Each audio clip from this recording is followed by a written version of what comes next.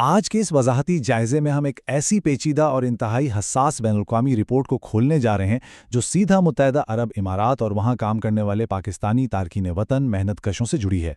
ये एक ऐसा मौजू है जिस पर बज़ाहिर बात बहुत कम हो रही है, लेकिन इसके असरात हज़ारों जिंदगियों पर पड़ रहे हैं। बात शुरू करते हैं इस रिपोर्ट में दिए गए एक बहुत ही हैरानकुन फिगर से, 15,000। जी हाँ, ज़राए के मुताबिक मुबैना तौर पर 15,000 पाकिस्तानी शिया अफराद, जिसमें तकरीबन 5,000 ख़ानदान शामिल हैं, दहाइयों से वहाँ मुकीम होने के बावजूद अचानक बेदखली या डिपोर्ट होने का सामना कर रहे हैं। इस संगीन और पेचीदा मसले को बिल्कुल गैर जानिबदाराना तरीके से समझने के लिए हम इस जायज़े को 6 हिस्सों में तकसीम करेंगे। पहले बेदखली के दावे, फिर मुतासरीन के बयानात, उसके बाद जुग्राफियाई और सियासी महरुकात, माशी असरात, इन इल्ज़ामात पर होने वाली खामोशी और आखिर में इसके वसीतर मुज़म्मरात का जायज़ा लेंगे। तो सबसे पहले आते हैं अपने पहले हिस्से की तरफ और देखते हैं कि आखिर इन हैरानकुन दावों की बुनियाद क्या है। देखिए, इन इल्ज़ामात की बुनियाद कोई हवाई बातें नहीं है, बल्कि न्यू लाइन्स मैगज़ीन की एक इंतहाई तफसीली रिपोर्ट है। इसके साथ ही इन दावों की तायीद एक नामवर पाकिस्तानी शिया रहनुमा मौलाना मोहम्मद अमीन शहीदी ने भी की है। और सबसे अहम बात, ह्यूमन राइट्स वॉच ने 2021 में भी बिल्कुल ऐसी ही गुमशुदगियों का एक पैटर्न रिकॉर्ड किया था। यानी रिपोर्ट के मुताबिक ये कोई नया सिलसिला नहीं है। अब हम मैक्रो लेवल से निकलकर ज़रा ज़मीनी हक़ाइक़ की तरफ आते हैं। दूसरे हिस्से में हम उन लोगों की आपबीती देखते हैं जिन पर मुबैना तौर पर ये सब गुजरी। रिपोर्ट में गिरफ्तारियों का एक पूरा मुनज़्ज़म तरीक़ाकार बताया गया है। होता क्या है? पहला कदम, मेहनतकशों को उनकी काम की जगह या किसी पब्लिक प्लेस से अचानक सीआईडी वाले उठा लेते हैं। दूसरा कदम, उन्हें अल अवीर डिटेंशन सेंटर मुंतकिल किया जाता है। और तीसरा कदम, बिना किसी बाकायदा मुकदमे या अदालती कार्रवाई के सीधा जहाज़ में बिठाकर डिपोर्ट कर दिया जाता है। ज़ाहिर खान नामी एक ड्राइवर की ये कहानी इस मुबैना प्रोफाइलिंग को बहुत वाज़े करती है। उन्हें मॉल ऑफ द एमिरेट्स से गिरफ्तार किया गया।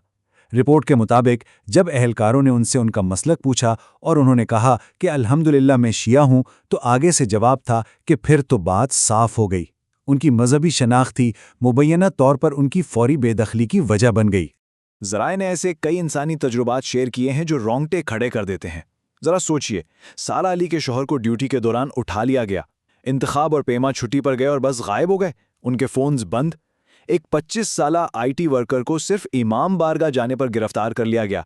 और कमर अब्बास जो एक 47 साला ड्राइवर हैं, उन्हें तो मुबैना तौर पर बांध कर जेल की नीली यूनिफॉर्म तक पहना दी गई थी और उन्हें लगा कि बस अब सजाए मौत पक्की है। लेकिन कहानी यहाँ ख़त्म नहीं होती। इन दावों की संगीनी इस वक्त और बढ़ जाती है जब हिरासती मराकज़ के हालात सामने आते हैं।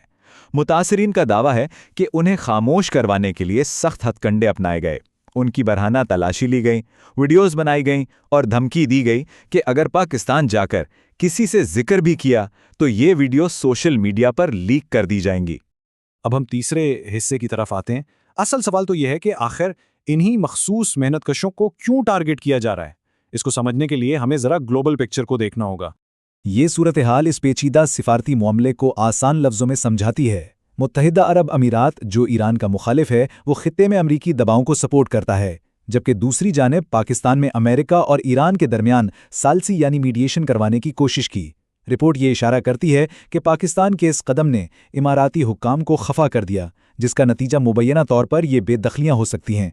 इसके अलावा बयानिए से ये भी पता चलता है कि एक आम वर्किंग क्लास पाकिस्तानी, चाहे उसका मसलक कुछ भी हो, अगर वो महज साम्राज्य मुखालिफ बुनियादों पर फ़िलिस्तीन या लेबनान के हक़ में आवाज़ उठाता है, तो उसे गलत फहमी में या जानबूझकर किसी रियासत का जासूस समझकर प्रोफाइल किया जा रहा है।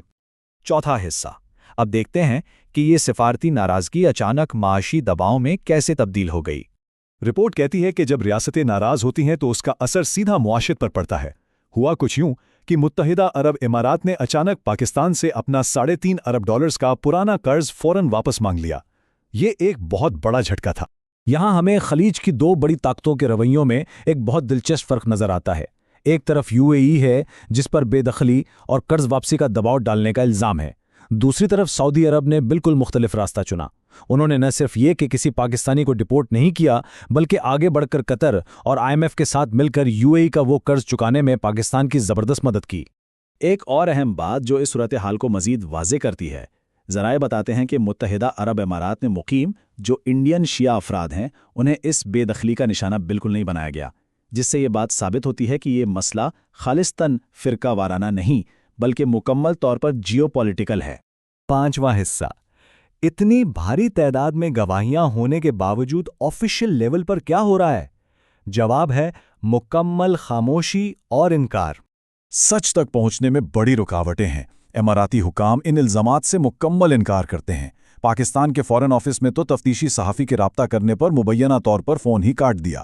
اور رہی بات میڈیا کی، تو رپورٹ کے مطابق بڑے میڈیا مالکان اس لیے خاموش ہیں تاکہ دبئی میں ان کی اپنی پرسنل ریئل اسٹیٹ انویسٹمنٹس محفوظ رہیں۔ چھٹا اور آخری حصہ، ان سب جیو پولیٹیکل اور سفارتی کھیلوں کا عام انسان پر لانگ ٹرم اثر کیا ہو رہا ہے؟ گرفتاری کا صدمہ اپنی جگہ، لیکن اس کی معاشی تباہی بہت گہری ہے۔ یہ لوگ جو 20 یا 30 سال سے وہاں تھے، ان کی ساری زندگی کی کمائی، گھر، کاروبار، انہیں سب کچھ وہیں چھوڑنے پر مجبور کر دیا گیا ہے۔ وہ بالکل خالی ہاتھ پاکستان واپس آ رہے ہیں، اور وہ بھی تاحیات پابندی کے ساتھ۔